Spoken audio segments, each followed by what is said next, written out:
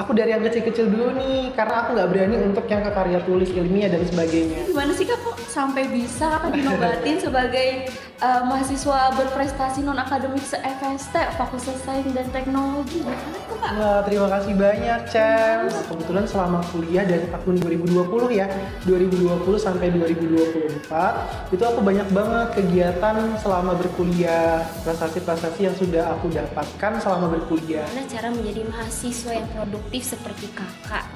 Udah targetin nih kira-kira aku kedepannya pengen apa. Nah, kalau misalkan kewajiban kuliah tetap harus dijalankan. Aku tahu nih kak, kakak sekarang tuh kerja sebagai data analis di PT AMM ya kak? Nah, ini sebenarnya alur prosesnya lumayan panjang.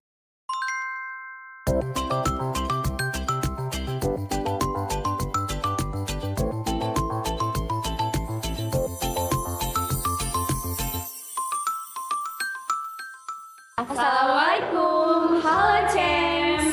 Kembali lagi di Albera Alumni Bercerita episode ke-19. Sebelumnya perkenalkan, nama aku Mai dari angkatan 2023. Dan aku nggak sendiri nih, aku ditemani sama partner aku yaitu Sophie. Halo Cems, nama aku Sophie dari angkatan 2023 dan kita berdua nih dari Departemen Hublu nih Cems. Salam kenal ya. Jadi kita sama nih seperti Albera sebelum-sebelumnya. Kita akan berbincang tentang kimia, pekerjaan, sampai tips-tips sama alumni kimia UIN Jakarta yang sangat luar biasa nih Kak Sob. Buat di episode kali ini kita kedatangan alumni yang berprestasi nih guys. Langsung aja yuk kita panggil kakaknya. Untuk kakaknya dipersilakan masuk. Halo Kak, langsung aja ya kita duduk. Sesuai pepatah, tak kenal maka tak sayang. Jadi langsung aja nih kita kenalan sama kakaknya.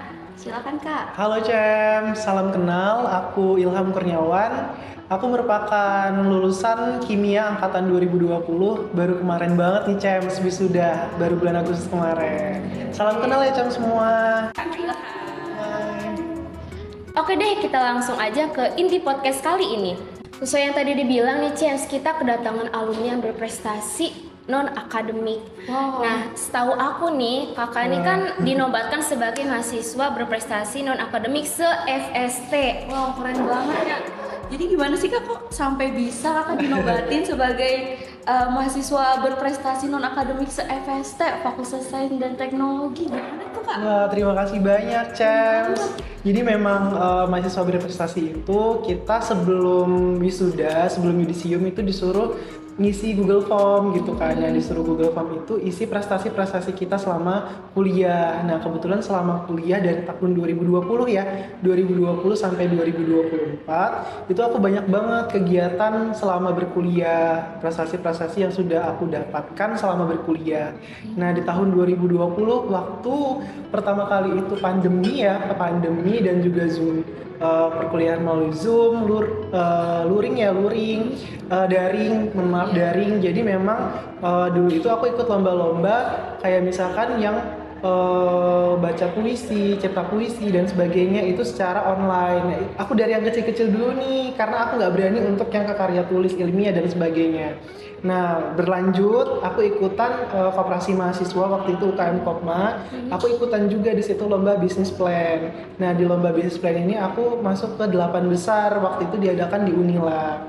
Nah, akhirnya di tahun 2021 aku ikut lagi nih, ikutan lomba cipta puisi lagi. Itu masih online dan sebagainya. Jadi lomba-lomba yang kecil-kecilan tuh aku ikut-ikutin tuh. Jadi memang aku nggak mandang lomba ini tuh besar atau kecilnya. Jadi selama berkuliah aku terus ikutan kayak mengejar lah istilah gitu, mengejar prestasi-prestasi yang sekiranya yang aku suka. Kan aku suka nulis, suka sastra dan sebagainya. Makanya aku ikut lomba-lomba yang kaitannya sama tulisan, karya tulis dan sebagainya. Dan akhirnya di tahun 2022 aku berani untuk ikutan lomba karya tulis ilmiah. Tapi nggak lolos waktu itu di pertandingan. Waktu itu timnya ada 3 orang dan itu kita nggak lolos. Dan di tahun 2023 aku ikutan Borneo Youth Camp. Jadi itu seleksinya tuh panjang banget. Ada sekitar 1.200 peserta dan yang terpilih hanya 20 orang gitu yang berangkat ke Pontianak, Kalimantan Barat. Dan alhamdulillahnya Champs aku keterima gitu. Jadi Borneo Youth Camp ini dari temen aku waktu itu di angkatan 2020 kelas A.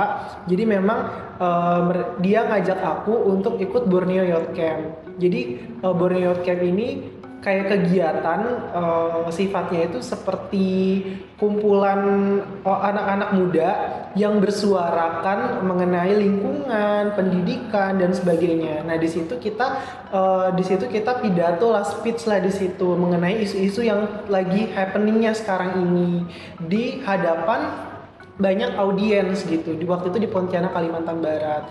Nah, aku waktu itu karya tulis aku ngambil tema STEM, sains, teknologi, terus juga matematik. Nah, pokoknya aku ngambil tema STEM itu untuk aku angkat isunya mengenai pendidikan dari STEM ini. Kira-kira dari STEM aku angkat apa sih isu yang paling happening, yang paling bisa kita dapetin dari STEM ini untuk menyelesaikan masalah pendidikan gitu. Karena pendidikan sains itu kan membosankan. Rata-rata anak-anak itu nggak mau ikutan matematika dan sebagainya. Nah, aku pengen ngelihat nih dari STEM ini ada nggak sih inovasi baru. Nah, dari situ aku terpilih sebagai best delegate. Waktu itu pesertanya juga nggak dari Indonesia, ada dari Thailand, dari Nepal, dan dari Brunei waktu itu. Malaysia juga 4, jadi ada 4 negara dari luar yang ikutan acara Borneo Youth Camp itu. Dan itu full bahasa Inggris, aku speech gitu. Jadi bener-bener itu pengalaman pertama aku speech pakai bahasa Inggris. Karena dorongan dari teman aku juga. Ini aku terima kasih banyak sama teman aku yang dari angkatan 2020 yang ngajak aku ikutan Borneo Youth Camp itu. Karya tulis aku sehingga lolos seleksi, aku berangkat ke Pontianak dan itu bener-bener gratis di Pontianak dari tempat tinggal, makan dan sebagainya. Jadi kita bener-bener cuman bayar biaya pendaftaran aja 20.000 gitu. Jadi pure itu luar biasa sih. Nah, dari situ akhirnya ikut lagi di Thailand gitu, Student Mobility Outbound. Seleksinya berlanjut lagi waktu itu. Jadi Student Mobility Outbound ini diadain sama PLKI UIN Jakarta, pusat kerjasama internasional yang ada di UIN Jakarta. Nah, mereka ini pengen menyeleksi mahasiswa-mahasiswa yang pengen berangkat ke internasional untuk kerjasama internasional dengan mahasiswa luar gitu. Nah, karena itu banyak banget pesertanya, ada 700 mahasiswa seluruh UIN diseleksi, yang terpilih hanya 20 lagi. Nah, yang berangkat ke Malaysia, aku gagal yang di Malaysia. Tapi ternyata Tuhan ngasih jalan lain, aku lolosnya yang di Thailand. Nah, ini lebih luar biasa kan. Sedangkan Thailand kan, wah ini Thailand lebih luar biasa. Terus Thailand kan identik dengan fashion, mode, terus juga street food dan sebagainya. Nah, ini tuh aku lebih semangat lagi nih untuk yang di Thailand. Karena yang di Malaysia aku gagal, aku yang di Thailand pengen nyoba berusaha lagi gitu. Nah, di Thailand ini aku ngambil esai lagi. Esai yang aku angkat itu mengenai smart city gitu. Jadi kota pintar. Nanti aku dari Thailand aku cari tahu nih kira-kira Thailand ini yang bisa kita ambil apa sih gitu. Kota pintar dari Thailand ini kayak apa gitu. Pendidikan di Thailand tuh kayak apa sehingga nanti bisa aku terapkan di UIN dan juga di Jakarta gitu, terutama di Indonesia ya gitu. Wah, keren banget nih Cel, sampai speechless dengerinnya. Bisa nih dijadiin role model buat kalian. Jadi dari yang lomba kecil-kecil sampai ke yang luar negeri guys, kayak oh my god, keren banget. Keren banget. Iya Kak, dari Kakak sendiri nih, bagaimana sih cara Kakak menyeimbangkan non-akademik dan akademiknya Kakak? Secara kan jurusan kimia ini terbilang cukup sulit nih ya Kak, kayak dari mulai memanage waktunya, terus buat belajarnya juga, apalagi ikut-ikutan kayak lomba-lomba, organisasi. Gimana sih Kak cara Kakak? Iya, nah jadi memang aku udah targetin nih kira-kira aku kedepannya pengen apa. Nah, kalau misalkan kewajiban kuliah tetap harus dijalankan. Nah, di samping kuliah harus ada faktor-faktor yang mendukung. Nah, kedepannya itu aku udah mikir nih, pasti kita ke depan pengen kerja kan ya. Nah, pengen kerja itu di samping kerja ada portofolio yang harus kita isi, yang harus kita sampingkan, harusnya yang kita lampirkan nantinya gitu. Di portofolio itulah yang mendukung untuk kita keterima kerja, untuk kita bisa dapat pekerjaan yang lebih baik dan sebagainya. pasti tujuannya ke arah situ pasti. Nah, jadi di samping itu aku lihat nih organisasi apa sih yang sekiranya bisa mendukung aku dan tidak memberatkan kuliah aku gitu. Jadi aku ngelihat aku ikut organisasi intra dan juga ekstra juga, tapi ekstra nggak terlalu banyak, tapi intra yang aku bener-bener tekunin gitu. Jadi memang selama berkuliah aku ngelihat dulu nih organisasi intra ini sekiranya mengganggu perkuliahan aku atau enggak.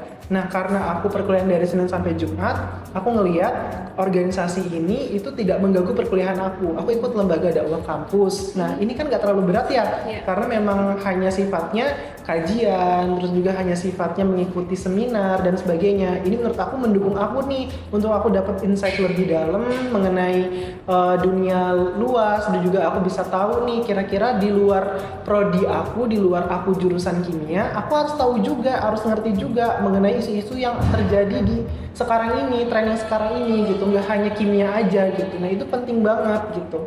Itu nanti yang akan dibutuhkan di dunia kerja gitu.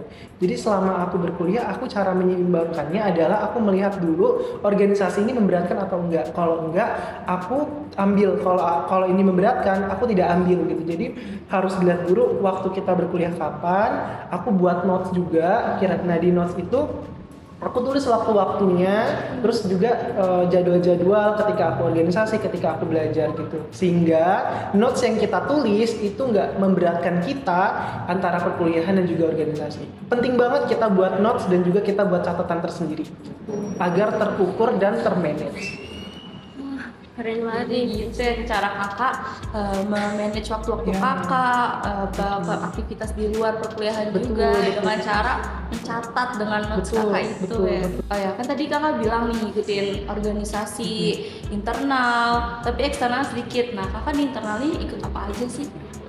Oke, nah jadi aku urutin dulu ya organisasi internal aku itu di tahun 2021 aku ikut HIMKA dulu, Himpunan Mahasiswa Kimia. Jadi aku sama kayak teman-teman semua, kayak CEMS semua, aku ikut Himpunan Mahasiswa Kimia. Waktu itu aku pertama kali jadi staf PSDM.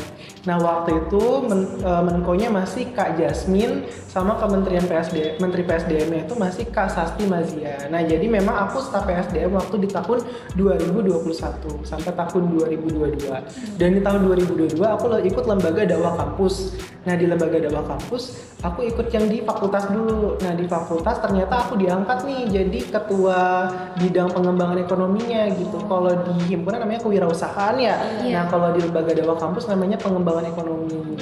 Dan akhirnya di tahun 2023 aku diangkat lagi nih, dinaikin ke pusat. Jadi ada LDK fakultas sama LDK pusat gitu. Nah, di LDK Syahid pusat ini aku sebagai koordinator bidang pengembangan ekonomi lagi gitu. Jadi kenapa aku ngambil bidang pengembangan ekonomi? Karena aku lihat bahwa pengembangan ekonomi ini aku pengen tahu kira-kira dari sisi finansial itu seperti apa sih, karena aku suka nih, ekonomi juga suka, dan juga aku pengen tahu nih sekiranya bisnis itu kayak gimana sih. Kalau misalkan aku nanti kimia, aku nggak cocok pekerjaan aku nggak menjadi seorang R&D, aku nggak menjadi seorang QC dan sebagainya, aku harus buka bisnis dong gitu. Nah, aku dari sisi itu aku udah memikirkan hal itu. Jadi memang kalau kita ikut organisasi harus pikirin dulu nih ke depannya kita itu pengen jadi apa, dan kita bisa nggak sih organisasi ini mendukung kita untuk bergerak maju ke depannya kayak gitu. Jadi organisasi yang aku ikutin internal dari HIMKA, terus lembaga dakwah kampus, dan di tahun 2023 juga. Jadi aku megang 2 jabatan, koordinator bidang pengembangan ekonomi sama LMC, Laboratorium Manajemen Chemistry, sebagai wakil ketua waktu itu. Waktu itu ketuanya Kak Laviola Michelle Sampaleng waktu itu. Nah, aku wakil ketuanya. Jadi memang wakil ketua LMC aku diangkat, kegiatan LMC lumayan banyak, dan aku di situ banyak belajar dari LMC gimana cara aku ngelola asisten praktikum dan sebagainya, dan koordinasi antara aku dengan dosen praktikum itu lebih dekat. Nah, dari situ aku bisa nemuin nih penelitian aku nanti di mana. Awalnya dari LMC sebenarnya kayak gitu. Boleh nih Kak, kasih tips buat CEMS yang nonton bagaimana cara menjadi mahasiswa yang produktif seperti Kakak. Oke. Aku sebenarnya kalau dibilang produktif juga nggak terlalu produktif. Pasti kita ada sisi malesnya. Iya, betul. Mungkin teman-teman semuanya menilai aku produktif karena aku ikut banyak organisasi dan aku ikut banyak kegiatan kayak gitu. Nah sebenarnya produktif itu ada banyak sisinya, ada banyak sudut pandangnya. Nah gimana cara kita menyikapi dari produktif itu sendiri? Kalau aku sendiri merasa aku produktif dari sisi organisasi mungkin gitu. Yang seperti aku jelaskan sebelumnya, kalau aku ikut banyak organisasi bahkan sampai 2 jabatan aku ikutin, itu kan lebih dari kata produktif mungkin ya. Banyak hal-hal yang bisa kita lakuin, banyak output yang bisa kita keluarin. Nah itu bisa dikatakan produktif gitu. Nah produktifnya aku selama berkuliah, aku ya seperti tadi itu, aku ikut banyak kegiatan yang sekiranya mendukung aku untuk kedepannya. Aku ikut kegiatan-kegiatan perlombaan, terus juga organisasi gitu, yang sudah aku jelaskan sebelumnya juga. Nah produktifnya aku itu, aku pengen nih dari aku ikut kegiatan, aku bisa menghasilkan apa gitu. Nah kayak aku ikut lembaga dakwah kampus, aku bisa dapat ilmunya nih, ilmu bisnisnya gitu. Walaupun itu lembaga dakwah. Nah walaupun aku bukan anak usuludin, walaupun aku bukan anak dakwah, tapi aku pengen nih ngelihat dari sisi bisnisnya. Kalau aku ikut komunitas bisnis di Fakultas Ekonomi nggak mungkin karena aku bukan prodi ekonomi. Nah aku ngelihat dari lembaga dakwah kampus ini, sisi bisnisnya itu dapat banget. Nah produktifnya aku di situ. Aku bisa dapat ilmunya. Dari ilmunya itu aku bisa berbisnis gitu. Nah mungkin sekarang aku belum untuk mulai bisnis, tapi kedepannya pasti itu dibutuhin banget gitu. Selanjutnya aku dari produktifnya aku selama kuliah, aku bisa banyak dapat koneksi-koneksi yang sekiranya nggak aku dapetin waktu kuliah di dalam kelas, aku dapetin di luar. Nah itu namanya produktif. Jadi kita tuh produktif nggak hanya melulu kita menghasilkan karya, kita menghasilkan apa, tapi dengan kita berkoneksi dengan orang, terus kita ikut kegiatan di seminar dan sebagainya, itu sudah bisa dikatakan produktif menurut aku pribadi gitu. Jadi sibukin diri kalian untuk bisa berkoneksi, untuk bisa cari kenalan dan juga ikut banyak cari insight yang lebih dalam, lebih luas di luar, jangan hanya di kimia. Jadi jangan terpacu di kimia, biar kita lihat di dunia luar, di kegiatan luar tuh gimana supaya kita dapat juga gitu ya. Betul. Memperluas relasi dan koneksi, guys. Penting ya Kak. Ngomong-ngomong soal perkuliahan tadi nih Kak, pasti ada nih masa terberat Kakak sampai kayak merasa kesulitan sebagai mahasiswa kimia. Nah itu gimana sih Kakak cara mengatasi kesulitan-kesulitan itu? Oke. Aku selama berkuliah di kimia, ada mata kuliah yang aku sulit banget. Nah itu namanya kimia organik. Wow, kimia Udah organik. nggak asing Iya, ya guys. pasti kalian juga kimor ngerasa susah banget gitu. Iya, karena memang aku orangnya sebenarnya kalau dibilang susah menghafal nggak juga, tapi menurut aku kimor itu aku susah banget ngerangkai ikatan dan sebagainya, aku susah. Nah itu kita kan nggak bisa ngelihat kalau misalkan kita ngerasa kurang, ya udah jangan terlalu dipaksain. Nah aku merasa itu nggak bisa aku paksain. Caranya aku cari temen yang paham kimor. Nah jadi ada temen aku di kelas itu paham banget kimor. Nah kita tuh kadang buat diskusi, kadang kita buat tutor di dalam kelas. Kadang satu angkatan itu pernah kita buat tutor kimor malamnya sebelum ujian 1, ujian 2, ujian 3 itu kita buat Zoom, atau kuis 1, 2, 3 kita buat Zoom. Nah dari situ kan kita udah mulai terbiasa, udah mulai paham dan sebagainya. Nah dari tutor-tutor itu aku merasa enak nih kalau sharing sama temen. Kalau sama dosen kan kaku ya, gitu. Aku takut kalau misalkan aku nanya sama dosen ada yang salah, aku ngerasa kayak ragu. Nah, jadi kalau misalkan aku ada yang nggak paham, aku tanya temen yang paham sama materi itu, gitu. Jujur aja aku nggak paham kimor dan aku nanya sama temen aku ini yang di kelas A 2020. Jadi aku tanya dia, aku sering konsultasi sama dia dan itu aku merasa kayak gini gitu. Walaupun aku juga pernah, walaupun aku nggak besar-besar banget nilai kimornya, tapi aku ngerasa dengan aku tanya ke temen itu juga memudahkan aku gitu. Dalam artian kita tanyanya materi yang kita nggak tahu. Kalau misalkan kita tanya jawaban kuis dan itu kayaknya itu tidak dibenarkan gitu. Betul. Itu kan kita harus uji kemampuan kita nih gitu. Oke gitu. keren guys. Jadi kalau memang kalian gak bisa tuh kayak Timor, jangan kayak pasrah, Iya, udah jangan susah, kayak nggak gitu. mau, nggak suka. Jangan guys, berusaha cari temen yang bisa Paham, Timor, betul. nanti minta diajarin. Jadi saling sharing itu bagus banget sih. Yang aku tahu nih kak, kakak sekarang tuh kerja sebagai data analis di PT AMM ya kak? Ya, Wah keren banget udah kerja nih kakaknya.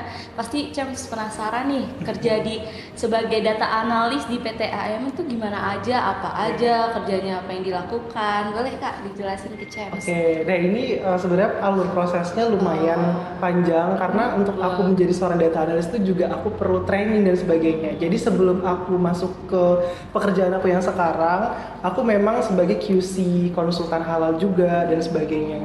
Jadi memang aku di lembaga pemeriksa halal UIN Jakarta waktu itu sama Ibu Yusra ini dan juga Pak Adi, aku di situ membantu para pelaku usaha untuk mendapatkan sertifikat halal. Nah sampai pada akhirnya aku dapat nih tawaran pekerjaan baru untuk bekerja sebagai seorang analis gitu di PT AMM. Nah kimia kan ada juga yang identik dengan analis ya. Iya. Nah kali ini beda banget pekerjaan yang aku lakukan ini bukan lebih ke kimia-kimiaan, tapi lebih ke main data dan juga lebih ke matematikanya. Nah, itu yang aku katain tadi, yang aku bilang tadi sebelumnya. Kalau misalkan kita ikut organisasi itu kita dapat insight lebih dan juga kita bisa dapat relasi lebih. Itu jadi aku adalah bentuk nyata kalau kita mau bangun relasi, kalau kita mau kegiatan di luar, kita dapat loh gitu hal yang sekiranya nggak kita dapetin di perkuliahan gitu, salah satunya data analis ini. Nah mungkin teman-teman CAM semua di sini berpikir kalau kimia itu hanya sebagai R&D, sebagai QC, terus juga hanya sebagai konsultan. Nah tapi aku bisa ngasih contoh ke teman-teman kalau kita itu kimia itu bisa kemana aja asal teman-teman mau belajar. Nah, data analis ini sebenarnya jurusan yang paling relevan itu statistika, matematika, sama teknik informatika. Nah, tapi karena aku di sini punya keinginan belajar yang tinggi dan aku merasa data analis ini merupakan pekerjaan yang sangat dibutuhkan saat ini, aku ambil di situ dan alhamdulillahnya di situ tuh cocok di PT AMM-nya gitu. Dari managing directornya gitu, dan mereka suka gitu sama kinerja aku dan sebagainya sehingga aku bisa untuk masuk ke dalam data analis itu sendiri gitu. Jadi prosesnya dari situ, dari aku konsultan halal dan sebagainya sampai akhirnya aku sebagai data analis gitu. Kalau data analis itu berarti terjunnya nggak ke lab-lab gitu kak? Apa bagian datanya aja? Ya, jadi kita bermain data. Bermain data aja. Kebetulan PT AMM ini tuh menaungi Oriskin, jadi klinik kecantikan. Jadi Oriskin ini tuh ada 40 cabang di seluruh Indonesia. Oriskin itu setara kayak RH, terus Benings Klinik dan sebagainya. Jadi klinik-klinik Oriskin yang banyak ini, aku baca gimana pendapatannya tiap hari. Nah, aku tulis nih pendapatannya tiap hari, omsetnya per hari berapa, terus aku buat grafiknya dan sebagainya. Jadi seorang data analis itu bagaimana cara dia untuk merubah data yang tadinya banyak menjadi sesuatu yang ringkas dan enak dibaca sama direktur utamanya gitu. Jadi memang kita yang menyampaikan nantinya gitu. Waktu rapat dan sebagainya kita yang menyampaikan nih kira-kira perusahaan ini omsetnya turun atau naik gitu. Nah kita yang menyampaikan dengan dari segi grafiknya, dari segi diagramnya dan sebagainya, naik atau turunnya itu kita yang menyampaikan. Jadi data analis itu sebenarnya menganalisa pasar, menganalisa produk, juga menganalisa persaingan dagang kayak gitu. Oh iya kak, kalau boleh tahu nih ada nggak sih kesulitan-kesulitan kakak selama menjadi data analis ini? Oke, pasti banyak banget kesulitannya karena ini kan beda ya dari jurusan aku. Aku kan kimia, jujur aku orangnya di kimia analis dulu gak terlalu banyak, maksudnya ke praktiknya itu ngebahas tentang yang aku kerjain sekarang ini gitu. Pasti dong kimia analis beda sama data analis gitu. Walaupun kita ada analisa-analisanya. Seorang analis itu kan harus teliti, harus detail dan harus sabar juga, harus sabar.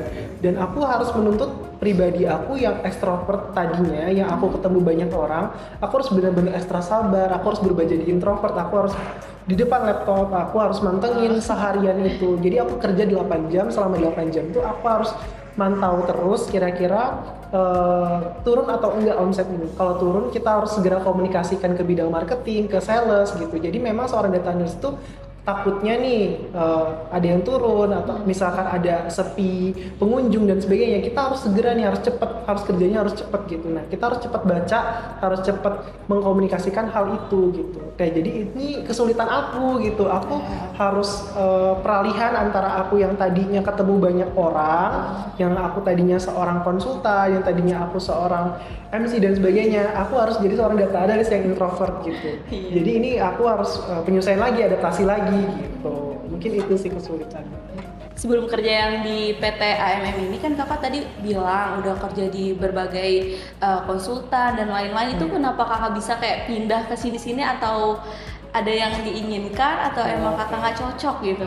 Oke, ini bagus banget sih pertanyaannya. Nah memang aku sebelumnya kan di lembaga pemeriksa halal di LPH sama di lembaga pelatihan SDM halal. Karena memang aku dari kuliah itu MC, moderator gitu, dan aku punya kemampuan itu, aku diajak nih sama Bu Yusraini, sama Pak Adi, sama Pak Hermanto untuk menjadi moderator di pelatihan penyelia halal waktu itu. Dan dari situ diajak lagi menjadi auditor halal, menjadi penyelia halal juga gitu. Nah karena aku ngeliat nih sekiranya aku bisa dapet insight yang lebih luas dan aku bisa dapet relasi yang lebih luas, kenapa enggak aku mencari tempat yang sekiranya mendukung hal itu gitu. Dan aku pengen nih cari tempat yang lebih luas lagi. Karena relasi tadi, aku ketemu nih salah satu rekan aku waktu itu, jadi memang dia bekerja juga di PT AMM seperti itu, dan aku akhirnya diajak nih untuk bisa bergabung di PT AMM gitu. Nah ini aku terima kasih banget sama beliau. Jadi memang di PT AMM ini aku bener-bener diajarin dari awal sampai bener sampai yang sekarang ini gitu.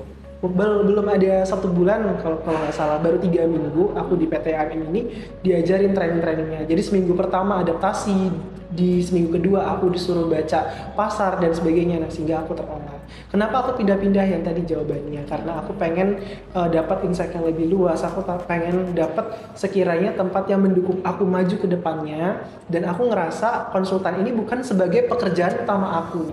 Jadi kita harus bisa nih ngelihat pekerjaan utama kita apa, pekerjaan sampingan kita apa. Nah sebagai seorang kimia, karena aku nggak suka, sebenarnya bukan nggak suka ya, sebenarnya passion aku bukan di research and development, padahal penelitian aku sebelumnya adalah riset yang sintesis dan sebagainya yang aku olah sendiri.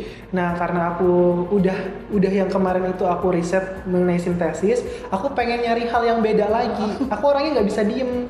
Bagus dia. Orangnya nggak bisa diem. Jadi kalau misalkan yang kemarin udah, aku pengen nyari lagi yang beda gitu. Nah aku ngerasa konsultan ini bukan pekerjaan utama. Konsultan ini adalah pekerjaan sampingan, pekerjaan profesi gitu. Nah, pekerjaan profesi ini aku bisa mengesampingkan gitu, sehingga nanti ketika aku dibutuhkan aku bisa membantu. Nah, sertifikat halal ini sebenarnya tidak bisa kita harapkan gitu loh sebagai gaji utama dan sebagainya gitu. Nah, aku harus mencari hal lain nih yang bisa mendukung aku, sehingga aku bergabung sebagai data analis di PT AMM. Kayak gitu. Oke kak, boleh nih di rating lulus dari kimia itu 1/10 dari kakak berapa nih? Wah, kalau aku bisa nilai mungkin 8,5/10 kali ya. Aduh. Iya, jujur kalau dibilang susah, sebenarnya tergantung pribadi masing-masing gitu. Kalau misalkan orang yang suka kimia, ya bilang mudah. Tapi kalau orang yang terpaksa dan ngerasa kimia itu susah, pasti ratingnya di bawah aku gitu, nilainya mungkin di bawah aku gitu. Jadi aku nggak bisa mematokkan nilai gitu. Tapi selama aku berkuliah di Kimia UIN Jakarta, aku merasa dimudahkan teman-teman, CEM semua. Jadi CEM semua jangan takut kalau misalkan skripsian, kalau misalkan nanti tugas akhir dan sebagainya. Dosen-dosen Kimia UIN Jakarta tuh baik banget, CEMS. Nah aku merasa dibantu kayak administrasi. Sekarang kan kaprodinya Ibu Profesor Hendrawati, Prof. Hendra, dan sekretaris prodinya Ibu Dr. Yusraini. Nah beliau berdua Ibu Prof dan juga Ibu Yusra ini itu membantu sekali administrasi, bener-bener membantu.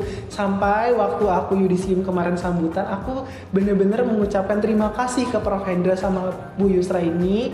Skripsi aku terbantu, timeline aku akhirnya sesuai. Yang harusnya aku sempro di bulan Desember, akhirnya di bulan Desember. Nggak dipersulit CEMS gitu. Jadi bener-bener dibantu. Kita pengen sempro, misalkan kita pengen sempro di bulan Desember, di bulan Desember. Kita pengen senghas di bulan Juni, di bulan Juni, hingga akhirnya wisuda yang tadinya aku kira aku nggak bisa dapat di bulan Agustus, benar-benar dibantu sama Bu Yusra ini untuk bisa dapat kuota untuk anak-anak kimia. Jadi benar-benar kita harus semangat di kimia karena ada yang mendukung nih, dosen-dosen tuh baik-baik semua gitu. Jadi jangan khawatir dosen nggak memikirkan kita, pasti prodi itu pengen yang terbaik gitu, pastinya gitu. Jadi jangan takut pas lagi mau lulus takut gak kekejar sama waktu yang kita inginkan. Pasti bantu sama dosen-dosen yang ada di kimia. Iya bener James, jangan nangis dulu, jangan panik dulu. Iya. Oke James, mungkin segitu aja ya buat tanya-tanya bersama Kak Ilham ini. Oke, mungkin ada dari kakak nih, ada wejangan nih buat CEMS biar survive sama kimia, biar bisa kuat sampai lulus. Oke, dari aku untuk CEMS semua yang ada di rumah, mungkin harus semangat, jangan patah semangat, jangan pantang menyerah. Kalau misalkan kita nggak ketemu nih, susah banget sih hafalin ini gitu, atau kita nggak ngerti sama mata kuliah ini, kayak aku tadi bilang, tanya teman yang paham, tanya dosen. Kalau misalkan malu tanya dosen, tanya teman yang paham, itu dulu. Terus yang kedua, jangan takut nggak lulus tepat waktu, jangan takut nggak sesuai timeline. Konsultasiin ke dosen, pasti dibantu, atau ke kaprodi atau ke prodi kimianya, ada Bu Yusra ini, ada Prof Hendra. Jangan takut untuk konsultasikan gitu. Yang sekarang semester 7, yang sekarang semester 8 ya, semester 7 atau mau ke semester 8, jangan takut untuk skripsiannya nggak di ACC dan sebagainya. Yang penting teman-teman semuanya semangat, selesaikan apa yang teman-teman sudah mulai gitu, sehingga hal itu bisa membanggakan orang tua teman-teman semuanya yang ada di rumah. Itu aja, Cens. Oke. Ingat ya guys, apa wejangan dari Kak Ilham ini. Oke, jadi terima kasih banyak ya Kak Ilham untuk ketersediaannya bisa hadir di Albera episode kali ini dan mau berbagi tips dan triknya dan pengalaman-pengalamannya ke CEMS semua. Semoga pembahasan kali ini bisa bermanfaat bagi kita semua ya. Oke, 3 episode telah kita lalui. Ini merupakan salah satu episode terakhir dari Kabinet Tamasya Nabi Mantara. Mohon maaf bila ada kekurangan dari kita. Nantikan terus keseruan di kepengurusan selanjutnya. Jangan lupa like, comment, and subscribe supaya kita terus berkembang di episode selanjutnya. Sekian dari kita bertiga. Wassalamualaikum warahmatullahi